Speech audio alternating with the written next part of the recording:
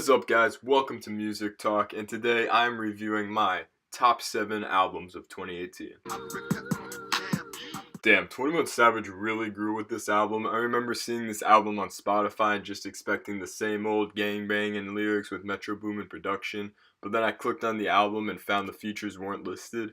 I didn't think much of it other than he is taking a cue from Travis Scott, but then I listened to the first track and was blown away by the self-awareness that 21 expressed and the soulful sample.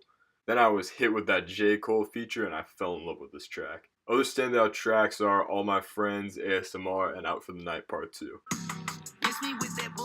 Most movie soundtracks are boring, generic pop music, but this time Disney let Kendrick Lamar take the reins and he was able to make a soundtrack that actually sounds good. Isn't like every other popular song and follows the movie. Except Future doing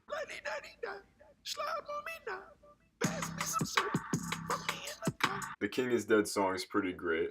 The Weeknd and Kendrick Lamar come together perfectly, and the King and Queen of TDE come together perfectly on All the Stars.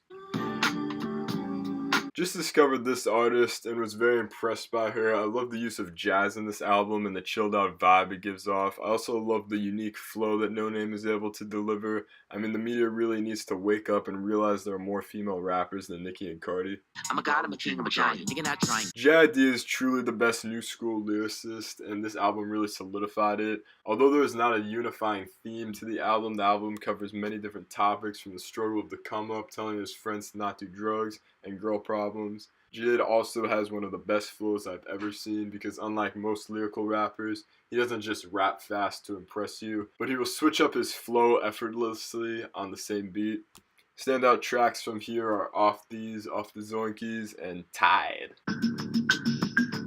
Man, Kid Cudi and Kanye were really in the worst spot in their careers. Kanye with the tweets and the controversial opinions, and Kid Cudi getting out of rehab only to release an album that I personally thought was pretty decent, but didn't do so well to bring him back into the spotlight. So for these two artists to come together and produce this amazingly concise, experimental, and uplifting piece of music just proves that both these two men, regardless of their personal troubles, are still musical geniuses that can really work to push each other. Honestly, every track is amazing, but my favorites are Feel the Love and Fourth Dimension. I've been up for some days, I ain't got time to... Travis really blueballed his fans with the release of this project, waiting 2 years to drop it and constantly saying it's coming soon. However, Travis didn't fall into the trap that Uzi fell into with having leaks released, or that Kanye fell into with giving specific dates and then pushing it back. I initially thought all this waiting would leave me feeling disappointed with the final project, and this prediction was only further supported with the terrible album that Travis released with Quavo. But thankfully this album defied the expectation I had for Trav. While I was in no means disappointed with the trappy psychedelic bangers like Stargazing and Carousel, I was expecting them. But the chill psychedelic songs like R.I.P. Screw, Skeletons, Astro Thunder, and Yosemite I was not expecting at all, much less to be executed in such an amazing way. Sicko Mode had the best first listen of any song I've ever heard, as it is so unpredictable, and this was by far the best Drake feature ever.